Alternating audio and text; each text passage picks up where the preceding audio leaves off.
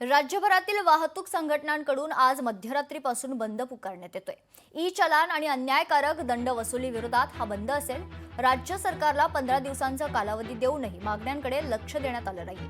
त्यामुळे चक्काजाम आंदोलन केलं जाणार आहे। यामध्ये अत्यावश्यक सेवेतील वाहनं वगळून सर्व truck, tempo, traveller, school bus अशा संघटना सहभागी होणार आहेत। विविध संघटना या बंदमध्ये सहभागी असतील।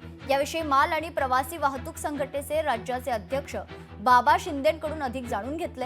आमचे प्रतिनिधी अमोल धर्माधिकारी यांनी आपल्या सोबत वाहतूक संघटनेचे राज्याचे अध्यक्ष बाबा शिंदे सर आहेत।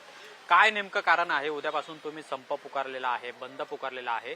नेमकी मागणी काय आहे तुमची आणि कशा स्वरूपाचा हा बंद असणार आहे? 2 जुलैपासून संपूर्ण राज्यात जे वाहन म्हणजे ट्रक, टेम्पो, टँकर, बस चालक आहेत ते आपली वाहने स्वेच्छेने बंद करून या चक्का जाम मध्ये सामील होणार आहेत। यातली सर्वात मोठी जी मागणी आहे, जसं मी मगाशी सांगितलं त्या पद्धतीने सगळ्यात मुख्य मागणी आहे त्या ई चलनाच्या बाबतीत असलेला घोळ आणि जे अन्यायकारक आता जे दंड आकारणे चालू आहे। आमचं म्हणणं आहे की यापूर्वी जे चुकीचे सर्व जे ई चलन आलेत ते सरकारने माफ केले पाहिजेत आणि यातली तिसरी सर्वात मोठी जी आमची मागणी आहे की सर्व ट्रक, टेम्पो, टँकर या सगळ्या वर्गाकरिता क्लीनरची सक्ती करण्यात आली आणि राज्यातील सर्व मेट्रो शहरामध्ये वाहनांना दिवसा नो एंट्री केलेली आहे। आमचं म्हणणं आहे की याच्या बाबतीत तुम्ही राज्य सरकारने पुनर्विचार करून वेळेचं शेड्यूलिंग केलं पाहिजे। या प्रमुख 4 मागण्याकरता हे आंदोलन सुरू आहे आणि त्याचबरोबर आजपासून सरकारने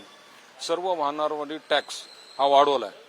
तर त्याचाही विचार करण्याबाबत आम्ही सरकारला एक जे पूर्वी निवेदन केलं होतं त्याचा विचार करावा आणि ह्यातनं वाहन चालकाला देखील आम्हाला त्रास होणार आहे, जनतेची देखील गैरसोय होणार आहे, त्याबद्दल माफी मागतो। परंतु यातनं पर्याय नसल्यामुळं हा मार्ग वाहतूकदारांना स्वीकारावा लागलेला आहे। कॅमेरामन योगेश काळापुरेसह अमोल धर्माधिकारी, लोकशाही मराठी, पुणे। लोकशाही मराठी ऐका, पहा, जागरूक रहा।